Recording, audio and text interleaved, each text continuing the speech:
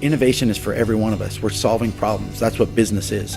We solve a problem. If I have a product, that product is actually meant to solve a problem that someone in the marketplace is using. So if you're in business, you're in problem solving, which means you have to innovate. You have to think about, how am I going to answer this question? How am I going to deal with this problem?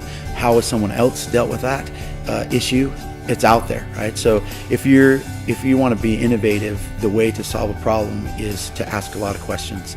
It's to team up with someone who's already done it. Someone's already solved the problem that you're trying to look at, most likely, or if they've approached it in a similar way. And so the biggest thing I would say to someone who wants to be more innovative is try it. Try to get out of your comfort zone. Don't be afraid of making a mistake, because it's not a I have it or I don't. It's I'm going to learn from this. I'm going to try it. If it doesn't work, then I'm going to try again.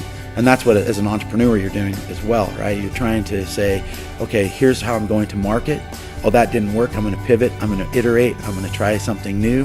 How did that work? How do I quantify the results I got? How do I orchestrate that through my organization? So when we began in 2007, we had this cutest little black and white store, and it was very vogue, just very high fashion. But the prices were pretty reasonable. But it didn't matter, because customers would walk in front of that store and say, that looks expensive, let's not go in. And that's when I knew I had a problem.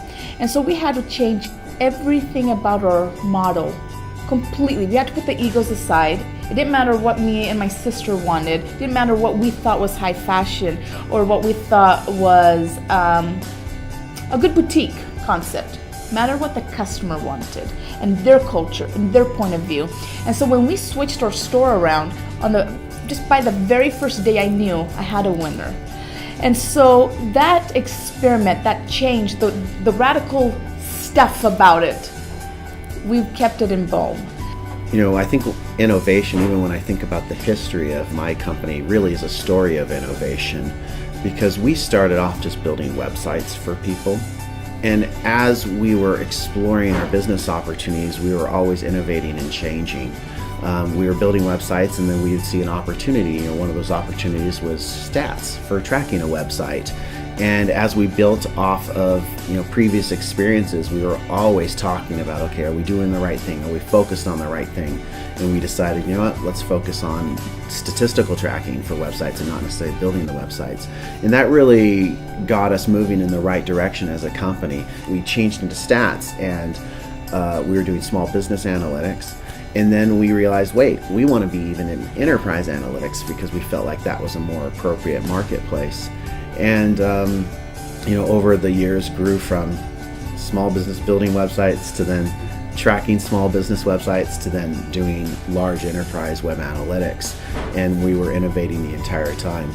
Yeah, pivoting is something I think that every company has to do and has to do well if they're going to be successful, because what may be the facts today, as you get further down, you're going to get all these new facts that might change what the direction you should go is. And so a lot of people look at that as, oh, I have to stick to what I planned, otherwise it's a failure.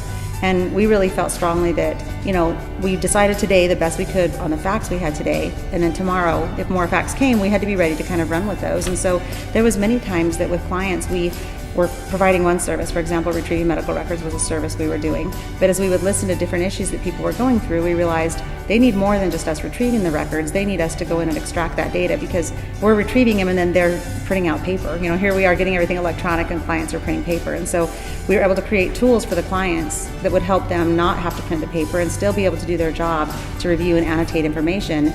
And it was something we hadn't initially anticipated building, but because of the feedback of our service is now creating a new problem that doesn't have to be a problem, it led us to then develop other technologies to solve that problem. Businesses and business models are churning much, much more quickly than they did. And really, I think the primary imperative for leaders in innovation is having the wherewithal and the guts to leave behind the model that they've adopted and has been successful for them in the past. The process that you use is entirely different. It's not deliberate. It's based on learning-based milestones. You know you're going to pivot. The only thing that you know is that you're going to be wrong. The research that's been done at Harvard shows that in a disruptive business, you're going to change that business model 5 times. So you want to plan to do easy, quick, iterative tests where you are going to invest a little to learn a lot, you're going to fail cheap, fail fast, and pivot until you get to the right business model.